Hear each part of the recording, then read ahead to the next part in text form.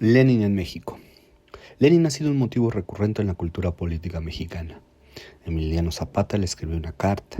Ricardo Flores Magón celebró sus discursos en Regeneración. El pionero del comunismo, Manuel Díaz Ramírez, escribió sobre el encuentro que tuvo con él en Moscú.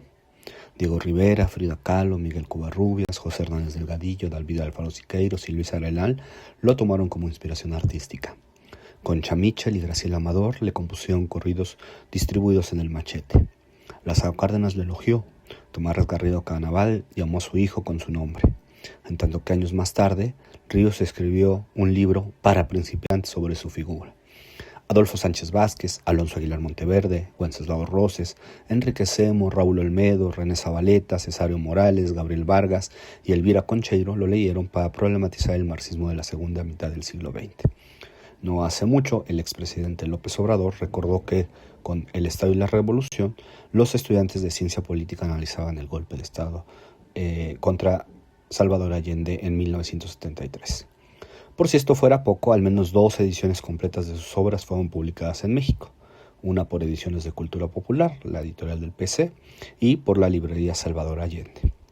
¿Cómo es que a lo largo de más de un siglo se ha configurado una presencia tan diversa que ha convocado a tan disímiles personajes, que inspiró a la cultura política de izquierda para visitar y revisitar a Lenin una y otra vez?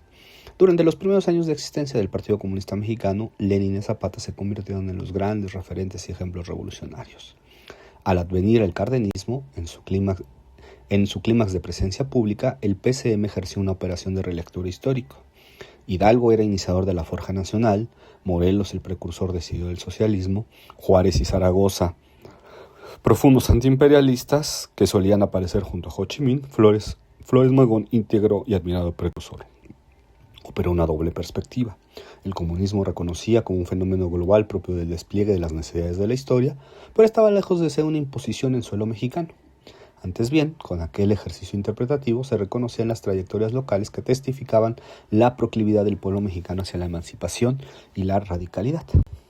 Con el triunfo político dirigido por Lenin se construyó un espejo en el cual se reflejaba, hacia el pasado y hacia el futuro, la historia revolucionaria del pueblo mexicano. Así, Lenin fue una bisagra entre esos dos mundos.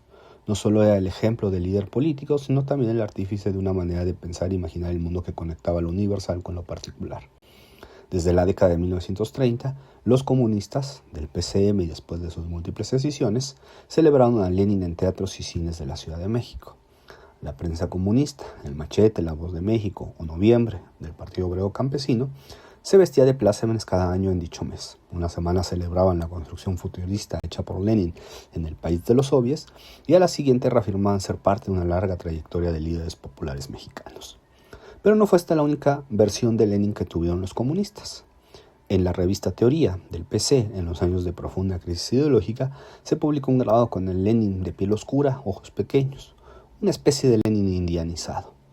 En esa misma revista se publicaba un texto de 1912 donde el revolucionario señaló que el atraso político más grave estaba en la civilizada Europa y el avance se encontraba en la anticolonial tierra asiática. El Lenin de los comunistas también fue anticolonial. El trayecto en tanto teórico fue especialmente rico en América Latina. A diferencia de los trabajos europeos y norteamericanos que hasta nuestros días tienen que reconstruir el trayecto biográfico de Lenin para explicar sus posiciones, como los muestran los trabajos de Antonio Negri, Marcel Lieb, Nanjan Salem, Tomás Krauss o Lars Telly, los latinoamericanos entraron de lleno a buscar en su obra las condiciones para sentar las renovaciones del marxismo.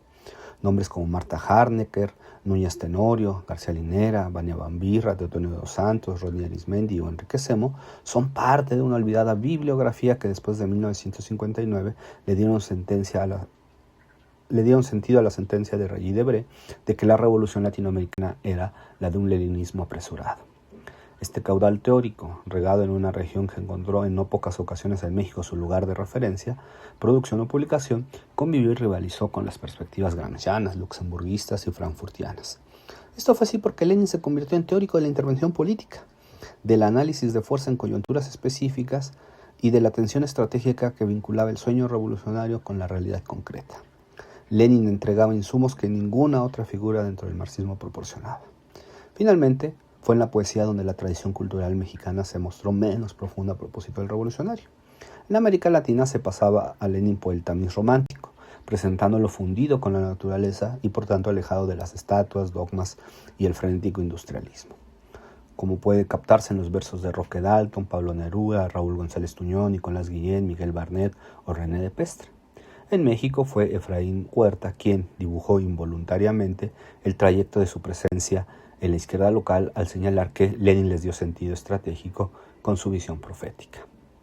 México fue un lugar fértil para cultivar una manera de entender a Lenin, pero no lo fue en solitario. Estuvo acompañado por las propias tradiciones locales, previas y posteriores a 1917. Un Lenin acompañado por Zapata, que vislumbraba el futuro por el triunfo que dirigió, pero alumbraba el pasado porque permitió ubicar los esfuerzos de cambio en una constelación más amplia.